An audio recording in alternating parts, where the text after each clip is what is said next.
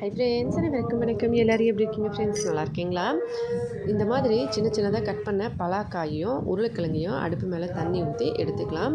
இதை நல்லா 2-3 தடவை கழுவணும் பலாக்காயை. அதுக்கப்புறம் இந்த மாதிரி கட் பண்ணி எடுத்துகிட்டு இதை உப்பு மஞ்சத்தூள் போட்டு வேக வச்சு எடுத்து பலாக்காயை மட்டும் அடுப்பு மேலே ஒரு பாத்திரத்தில் எண்ணெய் ஊற்றி எண்ணெயில் இதை நல்லா பொரிச்சு எடுத்துடணுங்க. இந்த மாதிரி பொரிக்கணும்.